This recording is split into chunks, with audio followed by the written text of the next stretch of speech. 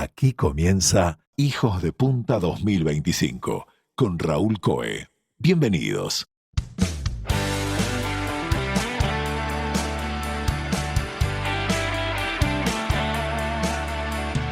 Hoy, en Hijos de Punta, nos vamos a ir hacia el mundo del derecho. Las luces y las sombras del ejercicio de la abogacía en el mundo de hoy, el manejo de la ética profesional, la credibilidad de los sistemas judiciales, la influencia, o no, de los medios de comunicación, la presión de la opinión pública sobre la administración de justicia y varios temas más.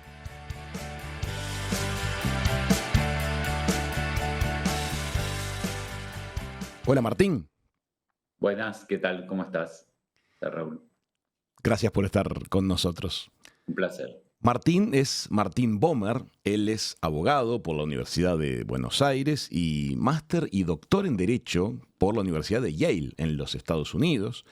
Fue director del área de Derecho de la Universidad de San Andrés, fue decano de la Facultad de Derecho de la Universidad de Palermo y fue el fundador allí de la Clínica de Derecho de Interés Público, tema sobre el que vamos a estar conversando.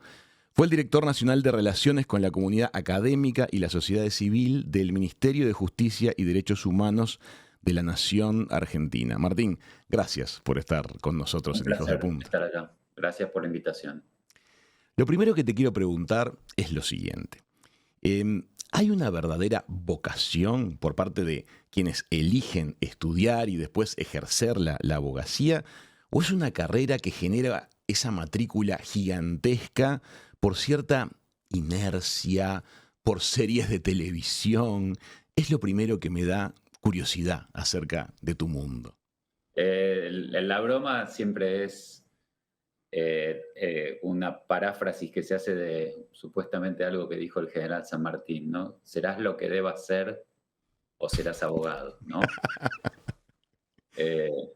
El general había dicho, serás lo que debas ser o no serás nada. Sí. Así que es peor todavía, porque sí, hay una idea de que el derecho, dado que en nuestros sistemas educativos no tenemos el college como tienen en Estados Unidos entre el colegio secundario y las escuelas profesionales, que da una cultura general, una cierta capacidad de pensamiento y demás, las liberal arts.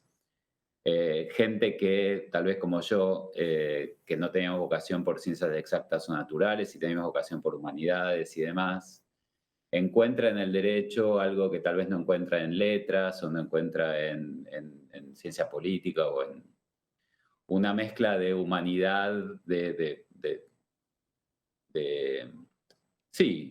cultura general, pero también la posibilidad de hacer algo en el mundo, ¿no? Entonces hay desde gente con mucha vocación de cambio y tal vez sofisticación incluso intelectual, pero también hay gente que le va mal en matemáticas y quiere un trabajo, y en América Latina la Facultad de Derecho son demasiado fáciles, diría yo. Uh-huh. Y eso también atrae gente. Es fácil conseguir un título que te brinda un monopolio para trabajar y más o menos arreglarte. Entonces, tiene todo eso. Entiendo lo que decís. Pareciera ser uno de los títulos que abre mucha puerta. Es como que cuando alguien se lo presenta como doctor en Derecho, es palabra habilitada para muchas más cosas que en principio para el derecho. ¿Por qué te parece que se fue construyendo ese fenómeno a lo largo de las décadas? Bueno, hay otra vez, otra frase que tiene que ver con eso, es todo lo humano, ¿no? Nada de lo humano me es ajeno, ¿no?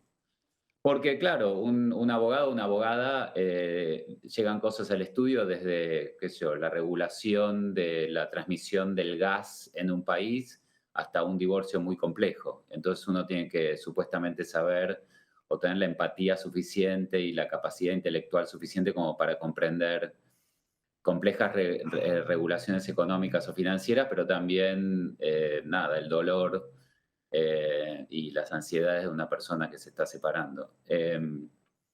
Entonces, tiene eso. Entonces yo no diría, el problema es pensar que uno tiene que saber todo eso, cuando en realidad lo único lo que uno tiene es que tener la habilidad, la destreza emotiva, emocional, de empatía, pero también la capacidad intelectual de encontrar las respuestas rápidas y los argumentos necesarios como para que gane el que tiene razón, digamos, si hay un pleito, ¿no? Quiero ir justamente sobre ese punto, sobre el que tiene razón. Al ejercer tu profesión, ¿son frecuentes los conflictos, digamos, íntimos a nivel de conciencia? ¿Hay veces en las que sentís que estás intentando que se vea mejor alguien que en principio tú sabes que no actuó bien? Sí, hay un, digamos, cuando me hacen esta pregunta, yo trato de separar dos cosas. Una cosa es el ámbito penal y otra es el resto del derecho. En el ámbito penal no tiene que ganar quien tiene razón. Tenemos que asegurar que ningún inocente vaya preso. Ujú. Y el costo de tener un derecho liberal en el sentido de que ningún inocente vaya preso, con garantías procedimentales constitucionales, digamos, el costo puede ser que haya culpables sueltos. Eso es inevitable. Entiendo lo que decís. Entonces, el trabajo del defensor penal no es que gane el que tiene razón. El trabajo del defensor penal es asegurar que el fiscal hizo bien su trabajo fuera de toda duda, digamos. Eso no quiere decir que el abogado pueda mentir o chicanear. Eso quiere decir que el abogado tiene que hacer todo el esfuerzo de lograr que el fiscal haga bien su trabajo. Y eso puede querer decir guardar silencio o que su cliente guarde silencio. Y puede querer decir que el abogado sepa que porque el fiscal no hizo bien su trabajo, va a haber un culpable suelto más. Eso es penal y tiene sus tragedias y sus complicaciones. Pero el resto del derecho no. El resto del derecho tiene que ganar el que tiene razón. Entonces, si viene un cliente y me pide que mienta por él, le tengo que decir que no. Si viene un cliente y me pide que chicanee por él, le tengo que decir que no. Si viene un cliente y me pide que yo haga algo ilegal, le tengo que decir que no. No soy como dirían los norteamericanos, un arma en alquiler. No soy un hired gun, no soy un Ujú. sicario. No soy cómplice de mi cliente. Soy abogado, soy la representación del derecho de la democracia constitucional. Por eso me visto diferente, me pongo un traje, me pongo una corbata, si soy varón, cuando viene el cliente a visitarme para que entienda que no soy amigo de él ni cómplice de él. Comprendo. Y en tus años, décadas de ejercicio profesional, ¿sentís que en esa mirada, en ese accionar, sos acompañado por la comunidad de abogados? ¿O a veces uno siente que este me parece que no está yendo por el carril correcto? Una aclaración, yo hace tiempo que no litigo yo, Ajá, porque soy bien, académico full time, pero no, pero doy clase de ética profesional bien. y litigué durante un tiempo. No, el problema que tenemos en América Latina, me parece, dependiendo de los países, estoy seguro en Argentina, es que la cultura jurídica de nuestros países van en contra de los códigos de ética que juramos. De hecho, muchas facultades de derecho en mi país y en la región no tienen como materia obligatoria ética profesional. No es Se da, obligatoria. no es obligatoria, salvo en algunas facultades hace relativamente poco tiempo. Entonces se da la paradoja de que en la Argentina los abogados juran un código cuando ingresan al colegio de abogados y le dan la matrícula, que nunca leyeron. Juran un código de ética que nunca leyeron. Cosa que es realmente muy grave. Y la cultura general responde a una cierta concepción de ética profesional que tiene un nombre que se llama la concepción estándar de la ética profesional, que es esto que vos mencionabas. Yo debo defender celosamente a mi cliente casi sin límites. Y la parte de mi obligación respecto al derecho y a la justicia y al tribunal y al interés público, esa parte no está en esa cultura general. Entonces es muy difícil enseñar ética profesional en este contexto. Entonces, el panorama que nos estás pintando es preocupante. Muy preocupante, porque sí, porque los abogados, supongo que en algún momento hablaremos de los jueces y juezas, Sí. los abogados y las abogadas no conocen las reglas de la ética y creen que tienen derecho a hacer cosas que obviamente no tienen derecho a hacer. Y eso genera en la población, me parece, una sensación de ilegitimidad, de falta de confianza en nosotros, que nosotros estamos para hacer cualquier cosa respecto de cualquier cliente que se nos presente por dinero. Y justamente sobre eso es lo otro de lo que quiero preguntarte. Desde tu punto de vista, desde, digamos, el, por suerte, pináculo académico en que estás en estos temas, ¿tú sentís que hay una crisis de legitimidad real de las instituciones jurídicas ante la opinión pública? Sí, digamos, los pocas mediciones que hay de eso dan unos números espantosos. ¿A nivel No mundial o en la región? en la región en general, el latirobarómetro viene midiendo esas cosas, no sé, claro, no tenemos, en la región tampoco, como no tenemos mucha academia jurídica, en general los profesores de derecho son abogados y jueces que dan clase en su tiempo libre y no tenemos una academia jurídica profesional Ujú. dependiente de la profesión, cosa que es gravísimo también.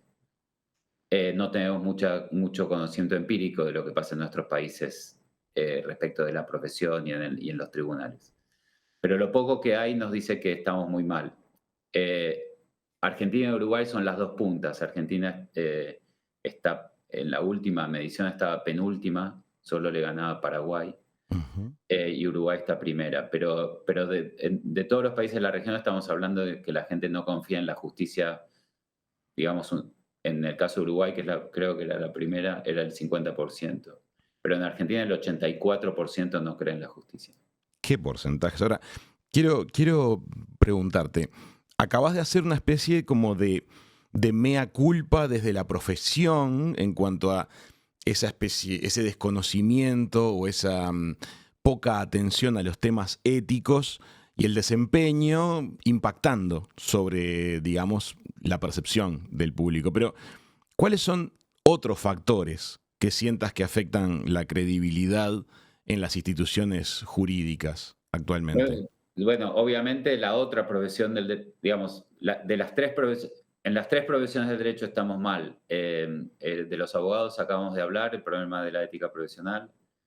Algo dije de los profesores de derecho, que no son profesores de derecho, sino que son profesionales que hacen otra cosa y dan clase en su tiempo libre, cosa que es muy grave. ¿Qué problema trae eso en particular? Bueno, el primer problema es que no son docentes de derecho. Entonces, si realmente uno quiere enseñar a adolescentes, porque insisto en que nuestros alumnos vienen directamente de secundarias, digamos, no demasiado, Sí, de distintos niveles, comprendo. sí, de distintos niveles. Entonces vienen del secundario y terminan los 5 años y se convierten en abogados. En América Latina con 5 años es suficiente, eso no pasa en ningún país más o menos razonable del mundo. Pero bueno, Otros para países requieren más tiempo. siempre más tiempo, sí. Ajá. Más tiempo y más exámenes. Ok. O sea, O la sea, exigencia es mayor. la exigencia es mayor, la regulación de las democracias constitucionales respecto de una profesión tan importante como el derecho es más rigurosa. Nosotros casi no tenemos regulación. Ujú. Pensá que la analogía es con medicina, ¿no? Nosotros somos tan peligrosos como los médicos, digamos. Comprendo, Y ustedes nos deberían regular más que los que nos regulan. comprendo. Así que, bueno, y respecto de la academia, entonces el esfuerzo docente debería ser mayor. Y los jueces y los abogados, sobre todo los jueces y juezas que dan clase, no tienen tiempo, no deberían tener tiempo para dedicarse a enseñarle a la gente el tipo de cosas que hay que enseñarle, que lleva mucho tiempo, como hablar, como escribir, como leer, como entrevistar, como interrogar, como persuadir, como probar un hecho. Son todas destrezas solo se pueden desarrollar con mucha intensidad docente. Bueno, eso no hay en nuestra Y me facultad. imagino también aspectos pedagógicos, que de No, repente en por eso, quien no tiene imagínate. formación docente podrían estar faltando. Simplemente corregir un escrito de un futuro abogado te lleva mucho tiempo, ¿no? Leerlo, corregirlo, devolverlo, volver a corregirlo.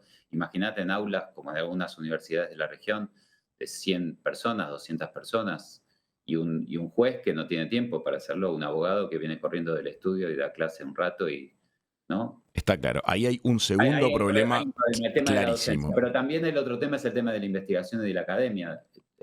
Se necesita tiempo para investigar, para leer, para publicar, y sobre todo hay un tema de conflicto de interés. Si yo soy abogado, no voy a criticar al juez ante quien yo trabajo, ¿no es verdad? Porque si vos sos mi cliente y sabés que yo ayer publiqué un trabajo que critica al juez, que va a decir tu destino, no venís a verme a mí. Comprendo. Entonces hay una cuestión como de la necesidad de una academia jurídica independiente que critique desde afuera y muestre alternativas y genere ideas y demás. Y eso tampoco lo tenemos. Bueno, academia. Abogacía, acabamos de hablar de algún problema de la abogacía respecto de las cuestiones de legitimidad. Hablabas de Pero venías a los jueces, creo. los jueces. Bueno, la gente cree en Argentina. Tiene una opinión muy baja de los jueces. Sospecha corrupción, sospecha poco trabajo, los casos tardan demasiado. eh, en- eh, y la verdad es que la justicia hace poco por revertir esa imagen. En la Argentina eh, tienen lo que se llama feria judicial, que es 30 días en enero, más 15 días en julio, más todos los feriados. O sea que los argentinos les pagamos a los jueces 13 sueldos, 12 más uno, para que trabajen 10 meses.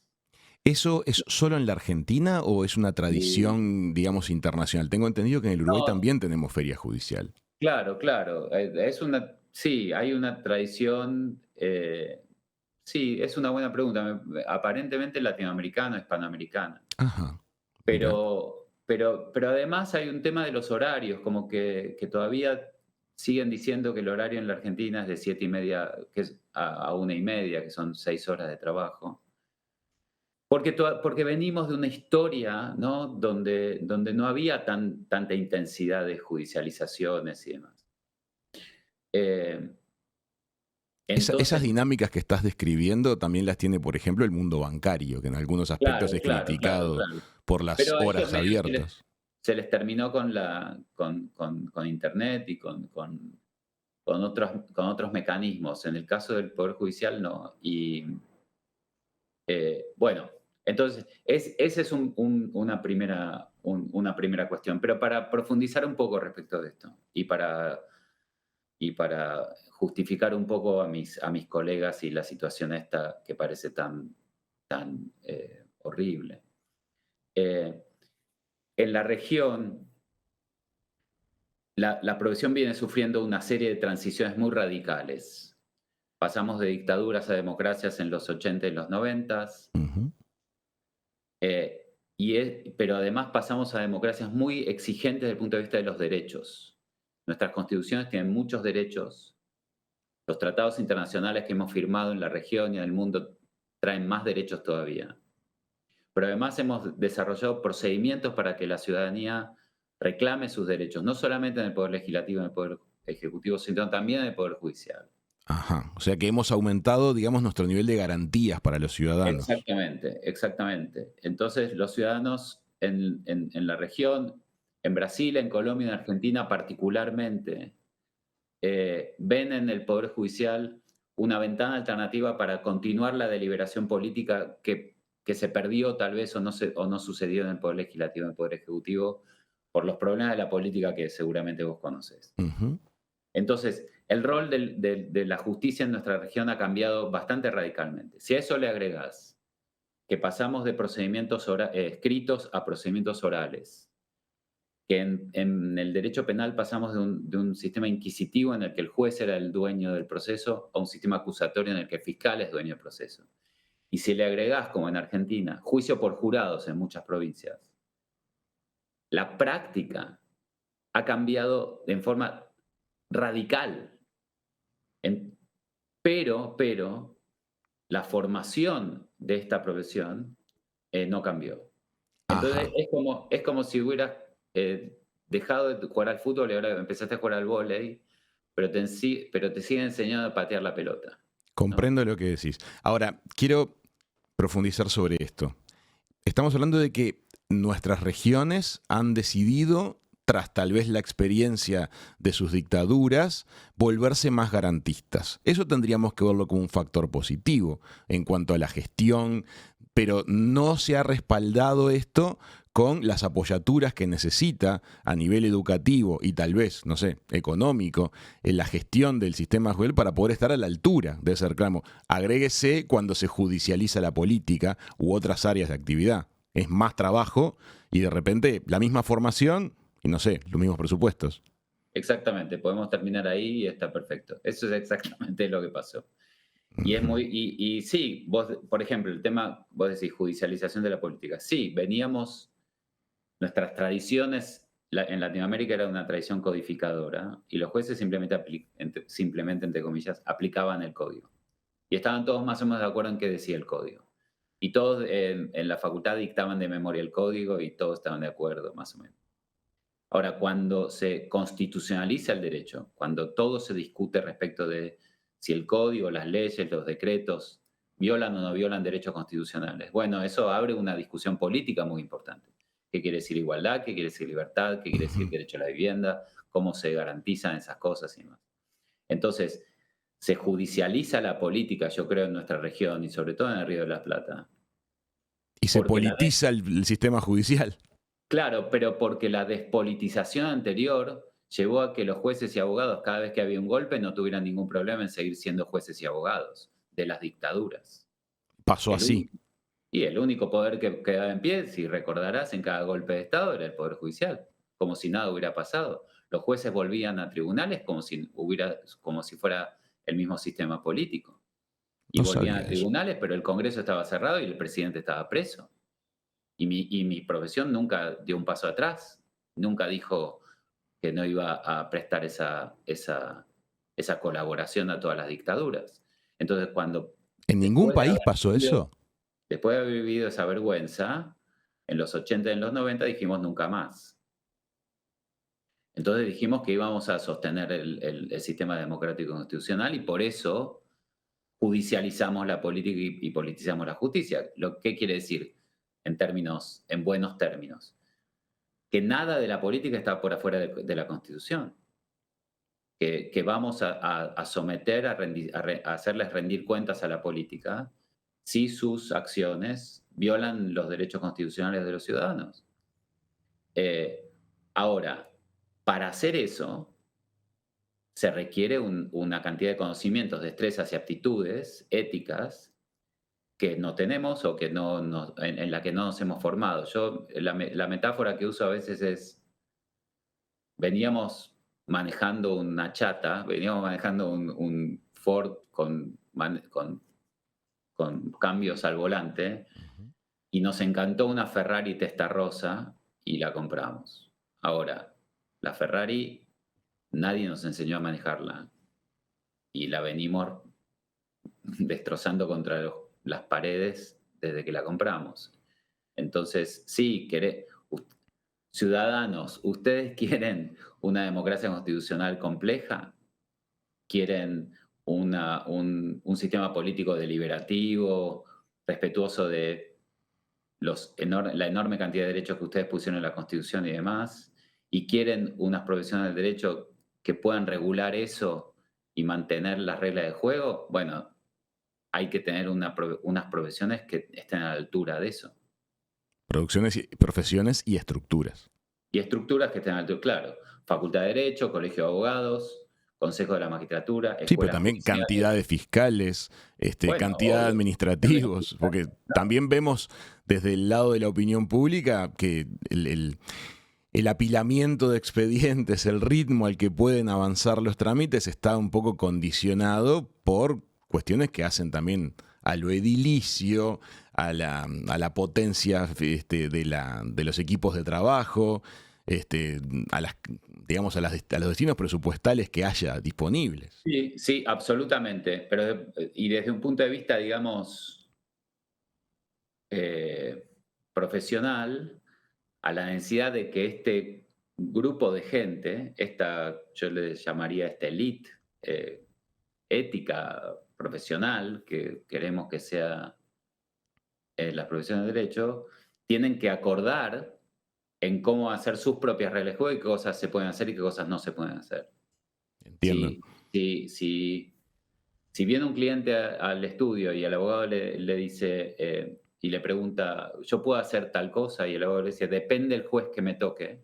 Sí, eso está mal, desde No todo hay punto de derecho. vista. No es que está mal. No hay derecho. Claro. No, el derecho, el derecho tiene que responder sí o no. Obviamente va a haber casos difíciles, pero esperamos que sean pocos. Entonces ustedes van a tener la seguridad jurídica de que si invierten en un negocio van a saber cuál es el costo laboral, cuál es el costo impositivo, qué cosas se pueden hacer y qué cosas no se pueden hacer. Y eso es un déficit de mi profesión, no darles a ustedes esa seguridad. Quiero ver una luz de esperanza en algo, Martín, que es la siguiente. Acabás de decir que en principio el conjunto de normas y de, digamos, modos de funcionamiento que nos hemos dado a nuestros países desde las constituciones y de los parlamentos son una Ferrari. Solo que no tenemos claro bien cómo manejarla, ni tenemos las destrezas necesarias para que fluya. Pero en principio, en ese aspecto, en la conformación del sistema, habríamos ido en una dirección correcta. Sí, son muy bonitas. Nuestros sistemas políticos son realmente bellos. Y mi profesión es la mejor profesión del planeta.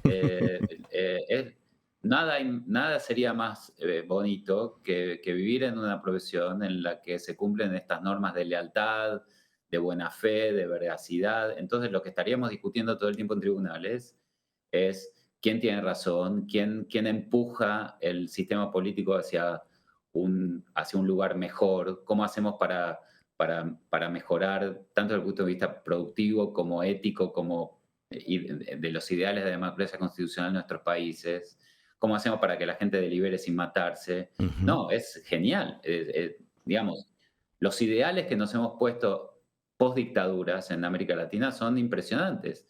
La pregunta a la ciudadanía es si estamos dispuestos a hacer lo que se debe hacer para estar a la altura de esos sistemas. Comprendo. Me da la sensación de que muchas veces decimos que no, que preferimos hombres fuertes que nos digan qué debemos hacer o mujeres fuertes que nos digan qué debemos hacer, como maestritos o maestritos de escuela, porque estamos acostumbrados a las dictaduras, estamos acostumbrados a que los demás decidan por nosotros, que nosotros no asumamos las obligaciones que debemos asumir. Y en mi profesión, si eso pasa, es trágico, porque si no asumimos las obligaciones y ponemos los límites que tenemos que ponernos para ejercer el poder que la ciudadanía nos da, bueno, destrozamos la legitimidad y nadie nos cree, y entonces la gente termina decidiendo sus conflictos por la violencia o por cualquier otro medio.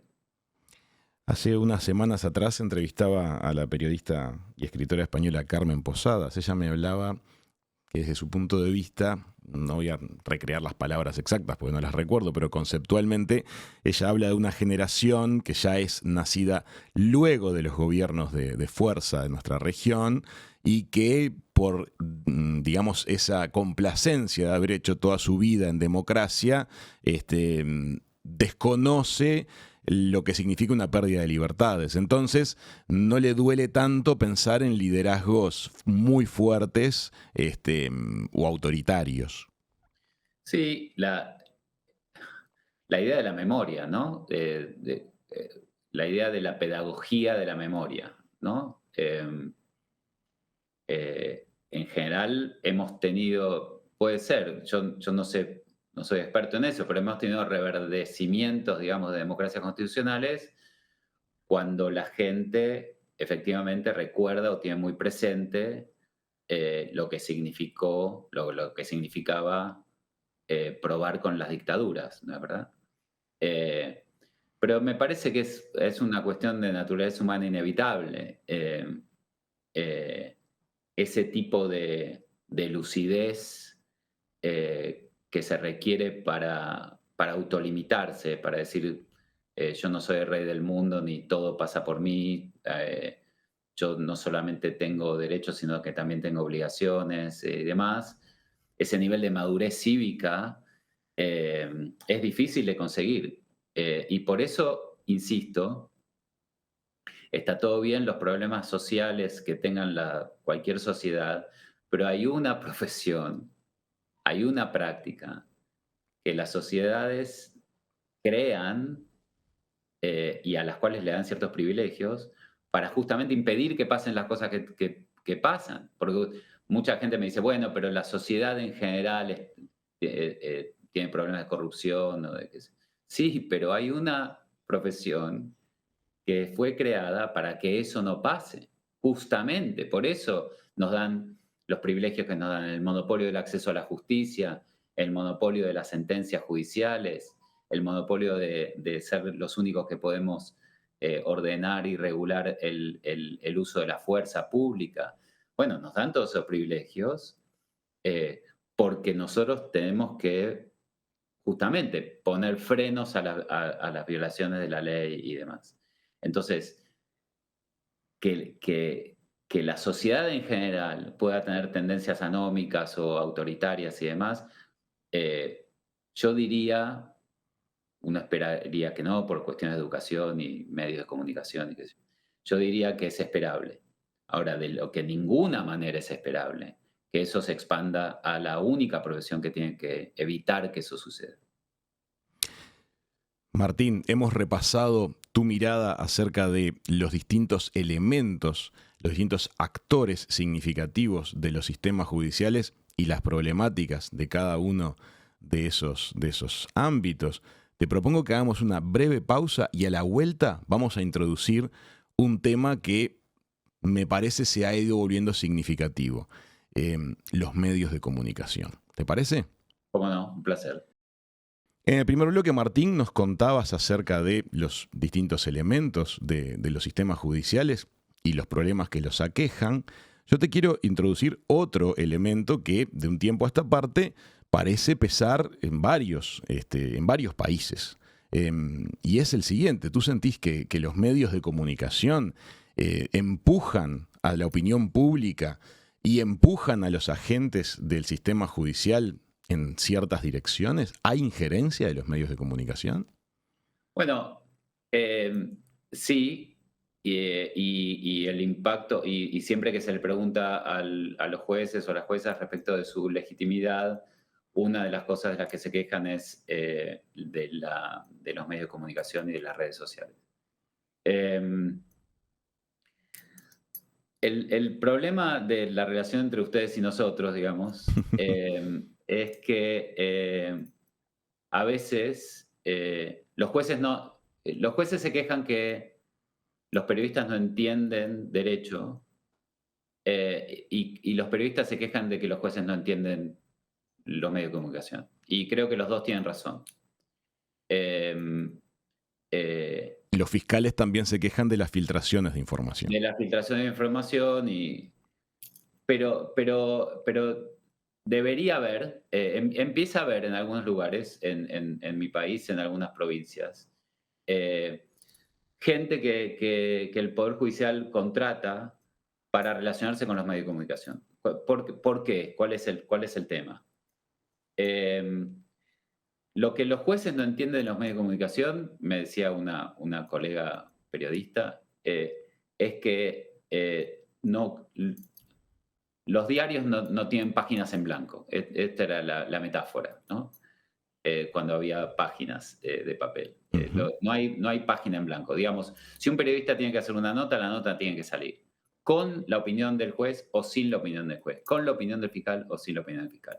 Entonces, la pregunta, la cuestión de los abogados o de los jueces respecto de la prensa no puede ser cómo silenciarla, sino tiene que ser cómo se relaciona uno con ella. Entonces, ahí hay un tema complicado, porque para relacionarse con la prensa, otra vez, las profesiones de derecho tienen que tener una destreza que no tenemos, que es eso, qué es una noticia eh, y demás. Sí, un Pero lenguaje, un bueno, ritmos y comunicacionales. ahí viene la otra cosa. Pero además de toda la cuestión, digamos, profesional de los medios de comunicación, que es complicada, hay un deber de los jueces y las juezas, y es que tienen la obligación de que sus sentencias se entiendan.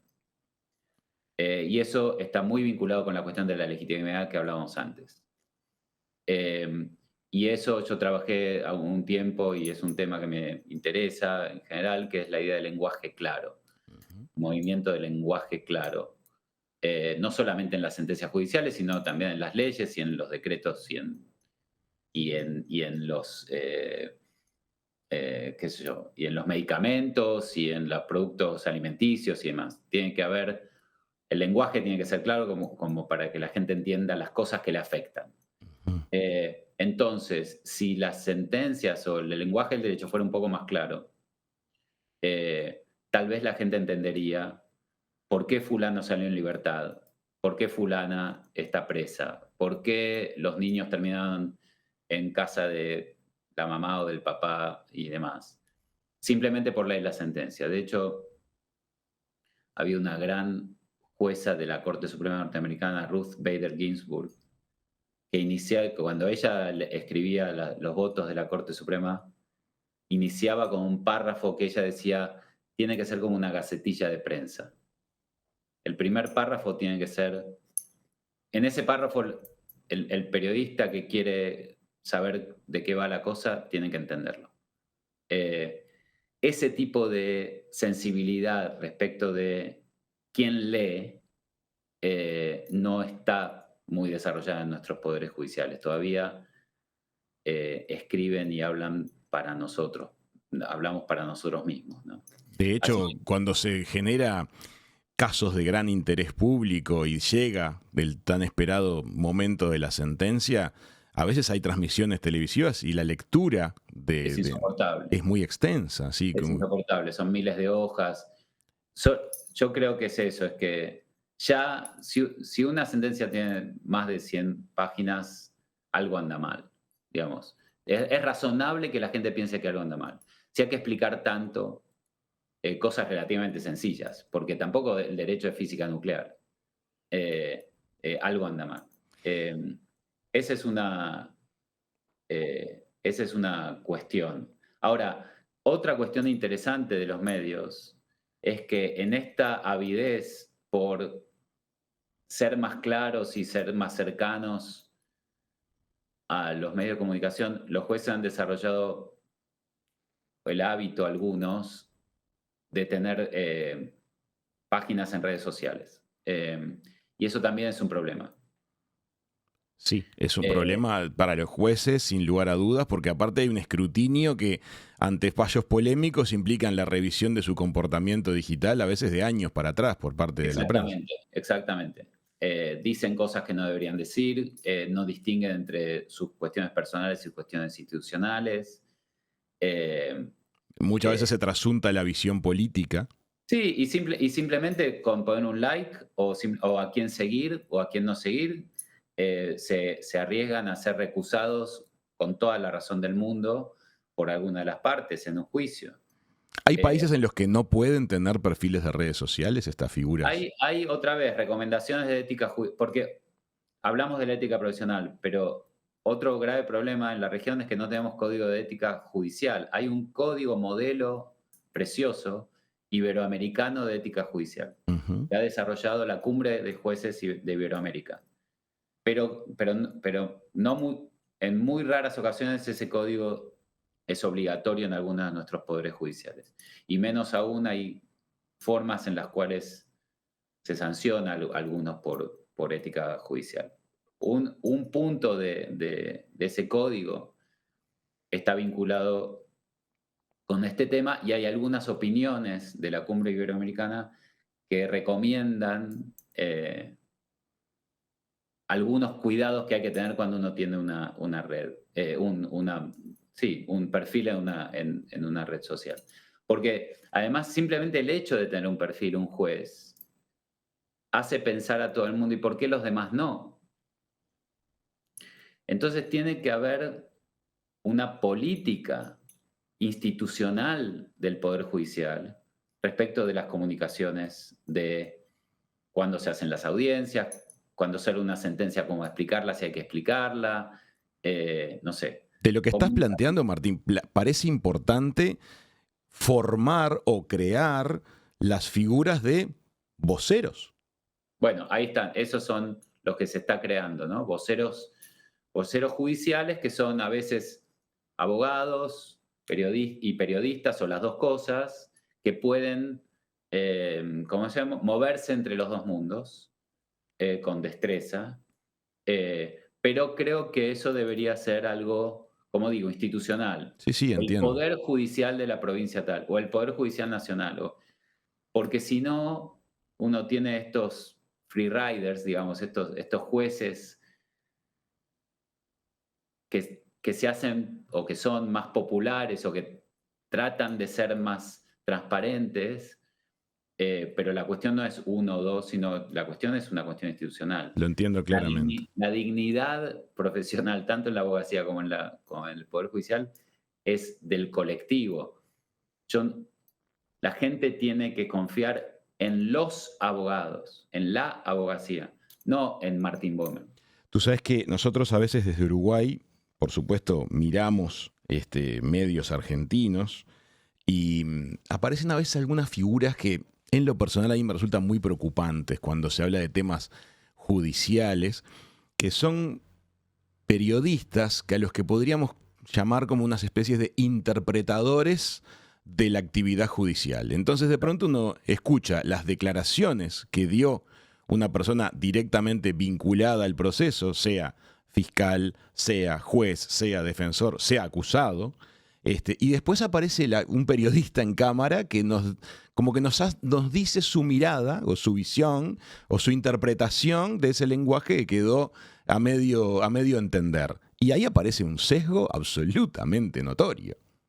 Bueno, eso, libertad de expresión mediante, es inevitable.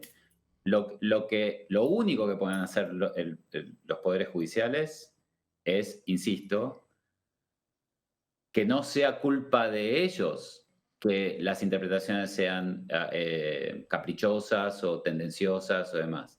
Porque si lo que sale de tribunales son 1.500 páginas oscuras, bueno, no es la culpa del Poder Judicial, pero el Poder Judicial está ayudando. Sí. Sembrás el problema. Diga cualquier cosa y que diga, mire, si son 1.500 páginas oscuras, por algo será, están ocultando algo y demás. Cosas que se pueden decir en 4 párrafos, lo dicen en 25 páginas. Bueno, es una tontería, la verdad es una tontería. Martín, tú sos un caso interesante para mí, de una persona que se formó en nuestra región, primero, entiendo, según derecho romano, que es el que rige nuestras regiones del mundo, pero después también perfeccionaste, completaste tus estudios en la Universidad de Yale, que es sistema sajón, y tengo entendido que hay diferencias bastante notorias desde el punto de vista de la mirada judicial de un sistema y de otro. Me gustaría preguntarte, ¿qué diferencias ves entre los dos sistemas? Y si te parece que hay trasvasaciones que podrían ser buenas de un sistema a otro a la hora de teorizar. Acabamos de hablar de este tema de los voceros, por ejemplo, es interesantísimo. Sí. ¿Ves casos o herramientas que te parezca buena de un sistema para aportarle al otro? ¿O tienen que funcionar como universo suelto? La verdad es que nuestra región viene acercándose al sistema norteamericano con mucha fuerza hace mucho tiempo. Ajá. Sí, aquí lo hemos hecho. La reforma judicial de Uruguay ha ido en muchos aspectos, tengo entendido. En la oralidad, el sistema acusatorio. En muchos países de la región hace muchísimos años que tenemos control judicial de constitucionalidad, cosa que Europa no tenía. Uh-huh. Somos un híbrido, siempre fuimos un híbrido desde el siglo XIX. La región fue un híbrido una cosa rara entre constituciones muy parecidas a la norteamericana, con presidencialismos, aunque por supuesto en la región el presidencialismo era más fuerte que el norteamericano y con menos frenos y contrapesos que el norteamericano. Pero nosotros trajimos efectivamente la tradición continental, los códigos, ¿no? y esa tradición, la codificación, fue la que formó nuestras facultades de Derecho, Ujú. a partir de la creación de nuestros estados nacionales. Entonces tenemos esa cosa híbrida. Eh, eh, yo creo que, como insisto, desde que nosotros eh, respondimos a las dictaduras o a las violaciones masivas de derechos humanos de los 80 y los 90, eh, con derechos humanos, con la idea de derechos humanos, eh, esas distinciones empiezan a resquebrajarse, porque, para dar un ejemplo, en Europa o en la Latinoamérica tradicional, la idea de que el código podía ser inconstitucional era ridícula, o casi ridícula. Y ahora, sin embargo, discutimos, qué sé yo, en la Argentina, en la transición democrática no teníamos divorcio, no podíamos volver a casarnos la gente que se divorciaba. Y antes de la ley de divorcio, la Corte decidió que eso era inconstitucional, Ujú. cosa que antes era inconcebible. Eso nos acerca más a la tradición anglosajona, o por lo menos a la tradición anglosajona norteamericana. Eh, Así que, para decirlo rápido, luego del Holocausto, luego de la Segunda Guerra Mundial, los dos sistemas que vos mencionaste vienen acercándose, porque, porque, porque Europa se dio cuenta que el parlamentarismo, sin control de constitucionalidad de los actos de gobierno, podía llevar a autoritarismo, digamos, que, que la voluntad popular mayoritaria podía generar violaciones de derechos de las minorías. Y entonces necesitaba algún tipo de reaseguro. Y entonces trajeron de Estados Unidos la idea de el control de constitución, algún tipo de control de constitucionalidad. Es irónico que en estas semanas que estamos viviendo, en las cuales los votos le dieron absolutos poderes a Donald Trump en los Estados Unidos, hay muchas voces que están denunciando distintos tipos de atropellos a las minorías y demás. Bueno, Es un caso cuando curioso. empezó, en realidad esto no empezó con Trump, empezó ya con la guerra contra el terrorismo de Bush. Y yo me acuerdo que en ese momento, creo que fue un viaje a Estados Unidos que hice en alguna conferencia y les dije, claro, el Ejecutivo estaba avanzando, el Congreso no le ponía frenos y el Poder Judicial estaba siendo tomado por cierta ideología, qué sé yo. Y entonces le dije, bueno, bienvenidos a América Latina. Ajá. Estados Unidos, con un presidente fuerte y sin frenos y contrapesos, es el presidente latinoamericano clásico del siglo XIX. Aparentemente estamos en esos Estamos yendo tiempos. hacia allá. En todo el mundo estamos yendo otra vez hacia allá. Te quiero hacer, Perdón, por eso te decía, lo otro es una Ferrari Testarossa.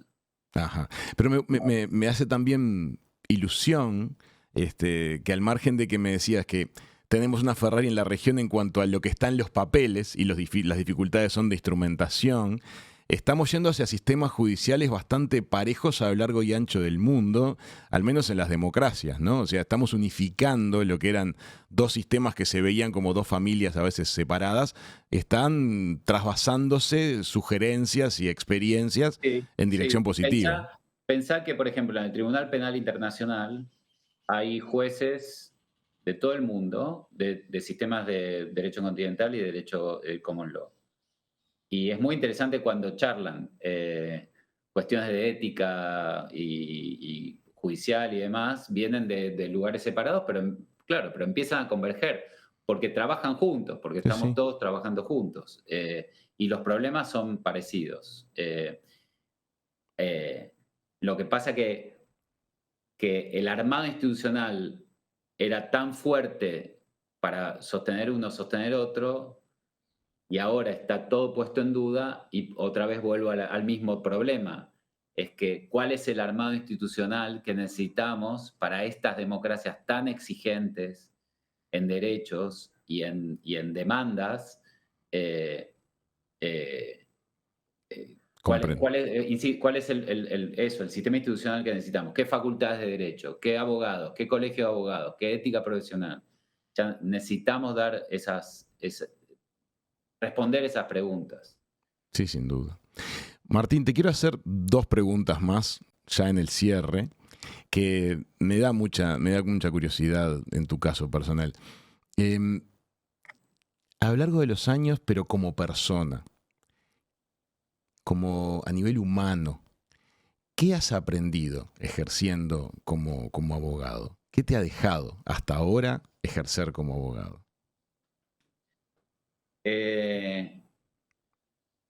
Como te digo, cuando ejercí como abogado, yo tuve varias etapas. Ahí algo mencionaste en mi biografía. Ujú. Em, yo ejercí como abogado particular un tiempo eh, en el cual me divertía mucho la idea de pensar argumentaciones y discutir con colegas y llevar adelante los intereses de mis clientes y demás. Eh, Ahí me di cuenta lo difícil que es la profesión, lo difícil que es lidiar, sobre todo con el cliente, ¿no? Y traducir los intereses del cliente al lenguaje del derecho. eh, que el cliente entienda que no todo lo que él cree que es correcto es alcanzable desde el punto de vista jurídico, ¿no? Ujú. Eh, una cosa es lo que uno quiere y otra cosa es lo que uno tiene derecho a recibir, ¿no es verdad? Es una traducción bien importante y difícil de hacer. Em, Después yo trabajé en clínicas jurídicas de interés público, como vos mencionaste. Y ahí me di el lujo, con estudiantes de lujo y alumnos de lujo, de elegir los casos, llevar adelante casos, como te digo, era relativamente novedoso en los 90. Elegir casos que hagan una diferencia para mejorar la jurisprudencia o para mejorar la legislación o para mejorar una práctica que era ilegal. Entonces, casos, qué sé yo, en los tribunales, en el Palacio de Tribunales en Buenos Aires no había rampas para discapacitados.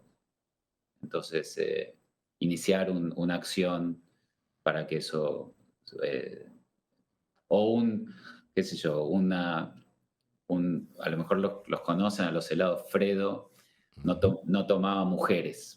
Ajá. Como, Entonces, una política y entonces con una ONG llevamos a Fredo a tribunales y logramos que acuerden acepten contratar mujeres hasta que haya un equilibrio más o menos razonable.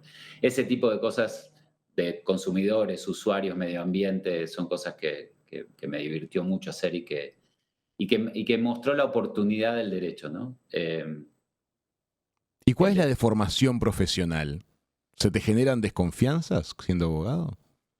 como la de formación profesional. Todas profesiones tienen cierta deformación, es decir, Sí, el ojo se prepara para. sí, sí, sí. Problemas de formación profesional eh, es, son que uno a veces cree que el cliente debe hacer algo que uno cree que debe hacer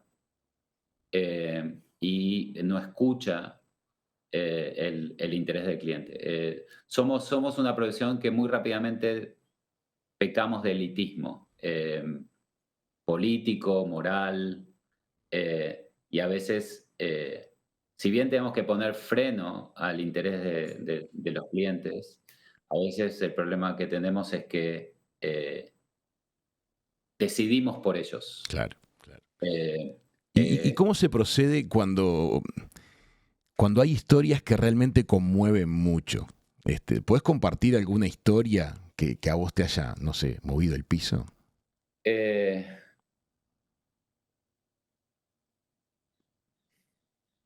yo, cre-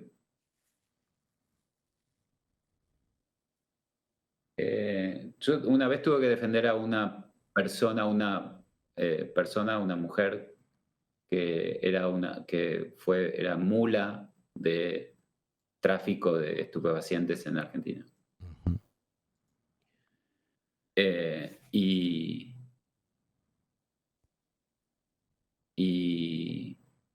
entre las cosas que me contaba y las necesidades médicas por las cuales terminó haciendo lo que tenía que hacer, de una hija y demás, me contaba que era difícil salir de ahí, conseguir remedios y atención médica de su casa en el norte del país. Y me mostraba unas fotos del lugar donde vivía. Yo, ahí se me ocurrió, a ver qué pasaba, llevar las fotos al tribunal. Mostrar esa realidad. Mostrar esa realidad. Y bueno, la cosa salió relativamente bien. Y años después, uno de los jueces, el juez me dijo que, me confesó que gran parte del argumento lo habían hecho las fotos. Y entonces, bueno, eso creo que es una lección. Tuve la suerte de preguntar lo que tenía que preguntar, tener la empatía que pude tener y conseguir ese instrumento que aclaró, que lo obligó al juez a ponerse en lugar de mi cliente y aclaró la situación fáctica, digamos. Y seguramente uno no es igual después que antes, ¿no? No. Eso es lo bello de mi profesión, como te digo. El tipo de rasgo de carácter que desarrolla, ¿no? La humildad de saber que no siempre puedes ganar, la empatía, la urgente necesidad de ponerte en lugar del otro, de tu cliente, de la otra parte, del otro abogado, del juez, adelantar argumentos y demás, te da una prudencia enorme. Nosotros no somos revolucionarios, digamos. A mis alumnos les digo, si ustedes quieren hacer la revolución, se equivocaron de facultad. Nosotros sabemos los problemas que traen los cambios radicales de un día para el otro y lo que sufre la gente con esas cosas. Sabemos también que no podemos quedar parados porque cada vez tenemos que mejorar las cosas, pero las cosas se mejoran caso a caso, cliente a cliente. Martín, te quiero agradecer mucho el rato que compartiste con Hijos de Punta. Nos enteraste de un montón de cosas. Tu mirada es de recibo. Nos da mucha cosa para pensar y para seguir conversando. Fue un placer estar con vos. Amigas, amigos, el doctor Martín Bomer, un abogado de primer nivel, ha pasado hoy por la mesa de Hijos de Punta. Hasta la próxima. Chau, chau.